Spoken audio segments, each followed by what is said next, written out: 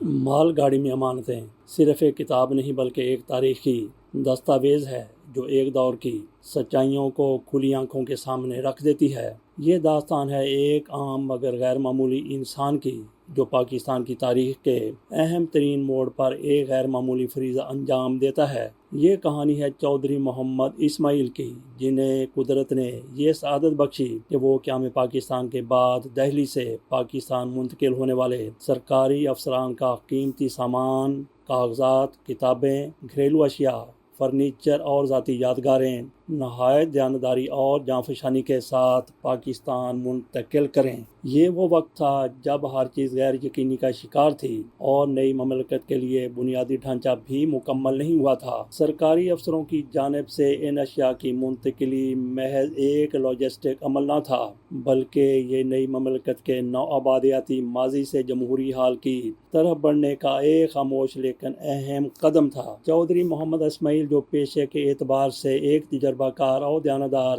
Contractor تھے، انہوں نے ایسے وقت میں یہ ذمہ داری قبول کی جب دھوکہ دہی، لوٹ مار اور بد نظمی عام تھی۔ دہلی سے کراچی، لاہور اور دیگر شہروں تک مال گاڑیوں کے ذریعے حساس سامان پہنچانا ایک بہت بڑا چیلنج تھا۔ یہ سامان صرف سامان نہ تھا بلکہ ان افسروں کے خواب، جدوجہد، مطالعہ اور ماضی کی جھلکیاں تھے۔ اس دور میں جب لوگوں کی جان و مال غیر محفوظ تھی، ایک شخص کا اتنی ایمانداری سے قومی امانت کی حفاظت کرنا ایک غیر معمولی کارنامہ تھا۔ کچھ افسران جیسے کہ سکندر مرزا جو بعد میں صدر پاکستان بنے، قدرت اللہ شہاب جیسے معروف بیوروکریٹ اور چودھری محمد علی جیسے آفیسر بھی اس میں شامل تھے۔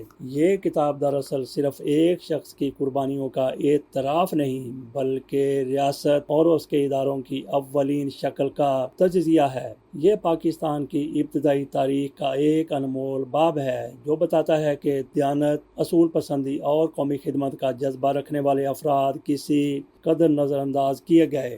مال گاڑی میں امانتیں دراصل ان سچائیوں کا بیانیہ ہے جو ہماری درسی کتب، سرکاری بیانات اور قومی تاریخ سے کٹ چکی ہیں۔ مصنف محمد حنیف بندانی نے نہایت باریک بینی، جذباتی سچائی اور تاریخی احتیاط کے ساتھ اس داستان کو قلم بند کیا ہے۔ ان کا یہ کام نہ صرف والد کے لیے ایک خراج عقیدت ہے بلکہ ایک نسل کو آئینہ دکھانے کی جرأت مندانہ کوشش بھی ہے۔ مال گاڑی میں امانتیں میں محمد حنیف بندانی ایک واقعہ بیان کرتے ہیں جو نہ صرف تاریخی اہمیت رکھتا ہے بلکہ اس وقت کے معاشرتی، اخلاقی اور انسانی اقدار کی بھی عمدہ جھلک پیش کرتا ہے۔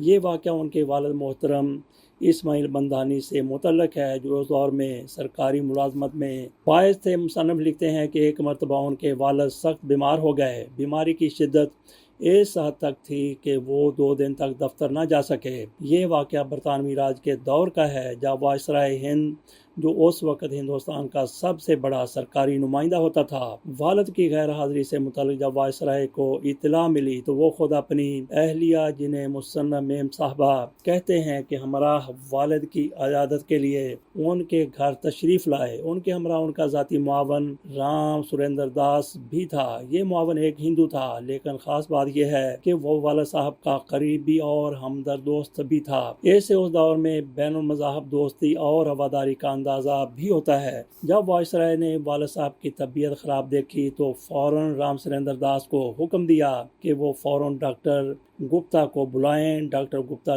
جلد ہی آئے، والد صاحب کا معائنہ کیا اور دوائی دی۔ وائسرائے نے ڈاکٹر کو سختی سے ہدایت کی کہ آئندہ بھی وہی والد صاحب کی صحت کی نگرانی کریں گے، وقتاً فوقتاً دوائیاں دیں گے اور ان کی دیکھ بھال باقاعدگی سے جاری رکھیں گے۔ یہ سلسلہ اس وقت تک جاری رہا جب تک ہم کراچی میں مقیم رہے۔ اس دوران ایک موقع ایسا بھی آیا کہ والد صاحب کی بیماری کے لیے مخصوص دوا برطانیہ سے منگوائی گئی۔ یہ کام بھی وائسرائے کی خصوصی ہدایت پر انجام پایا، جس سے ان کی دردمندی، احساس ذمہ داری اور اپنے ملازمین کے لیے خلوص و محبت کا اندازہ ہوتا ہے۔ یہ واقعہ نہ صرف ایک اعلیٰ سرکاری شخصیت کی انسان دوستی کو ظاہر کرتا ہے بلکہ ایک ایسے معاشرے کی تصویر بھی پیش کرتا ہے جہاں مذہب، عہدہ اور سماجی فرق کے باوجود خلوص، احترام اور ایک دوسرے کی خیر خواہی کا جذبہ باقی تھا۔ کتاب مال گاڑی میں امانتیں کے مصنف محمد حنیف بندانی اپنے خاندان کی قربانیوں کا ذکر کرتے ہوئے ایک نہایت دردناک اور دل دہلا دینے والا واقعہ بھی بیان کرتے ہیں جو قیام پاکستان سے پہلے کے فسادات، ہجرت اور مسلم خاندانوں پر ڈھائے گئے مظالم کی عکاسی کرتا ہے۔ یہ واقعہ صرف ایک خاندان کی داستان نہیں بلکہ اس اجتماعی قربانی اور صبر و استقامت کی علامت ہے جو لاکھوں مسلمانوں نے پاکستان کے حصول کے لیے دی۔ مصنف لکھتے ہیں کہ ان کی بہن فاطمہ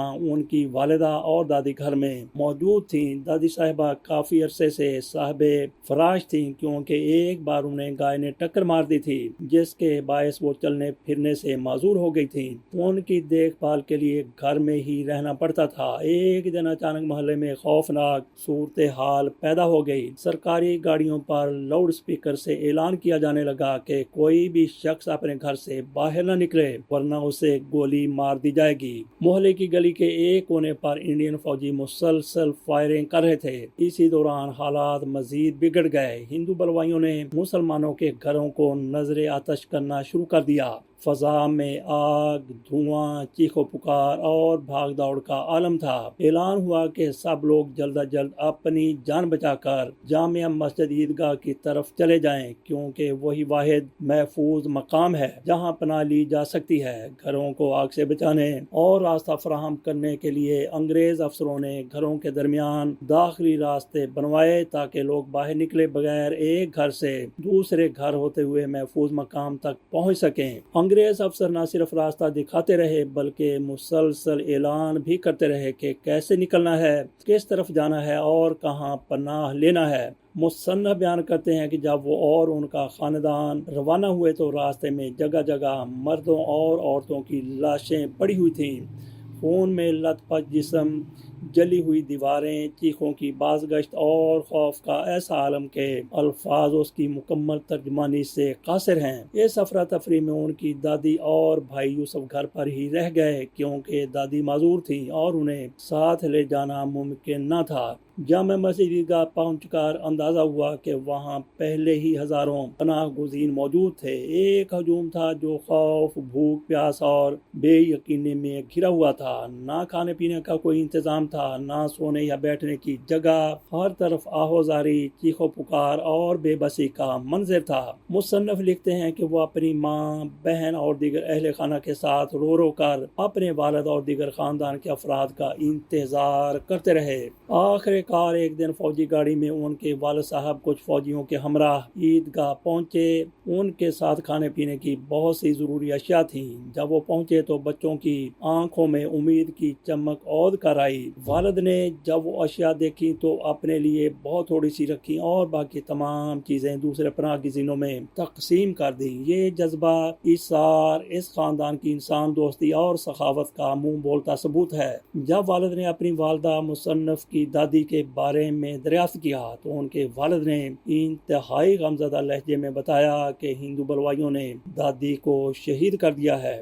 والد نے دکھی دل کے ساتھ ماں کو صبر کی تلقین کی۔ یہ جملہ صبر کریں، ان کو ہندو بلوائیوں نے شہید کر دیا ہے نہایت گہرے صدمے اور تاریخی سانحے کا نچوڑ ہے۔ یہ واقعہ نہ صرف ایک خاندان کے دکھوں کی کہانی ہے بلکہ قیام پاکستان کی قیمت، قربانیوں اور ہجرت کی اذیتوں کو دل سوز انداز میں پیش کرتا ہے۔ محمد حنیف بندانی کی تحریر میں سچائی، سادگی اور دل کی گہرائی سے نکلی ہوئی باتیں شامل ہیں جو قاری کو نہ صرف متاثر کرتی ہیں بلکہ اس قربانی کی شدت کا احساس بھی دلاتی ہیں جو پاکستان کی بنیاد میں شامل ہے۔ یہ اقتباس آج کی نسل کو یہ سوچنے پر مجبور کرتا ہے کہ وہ وطن جس میں ہم آزادی سے سانس لیتے ہیں وہ کتنی قربانیوں، کتنی آہوں اور کتنی خون آلود خوابوں کی قیمت پر حاصل کیا گیا ہے۔ محمد حنیف بندانی کی تحریروں سے نہ صرف ہجرت کے دردناک لمحات کی تصویر ابھرتی ہے بلکہ ان کی اپنی عملی کوششیں بھی ایک سچے محب وطن کی گواہی دیتی ہیں۔ ان کی ایک نہایت اہم مگر افسوسناک کوشش وہ ہے جو انہوں نے 14 اگست 1947 کو اصل اور تاریخی کاغذات، خطوط اور یادگار دستاویزات کو محفوظ کروانے کے لیے کی۔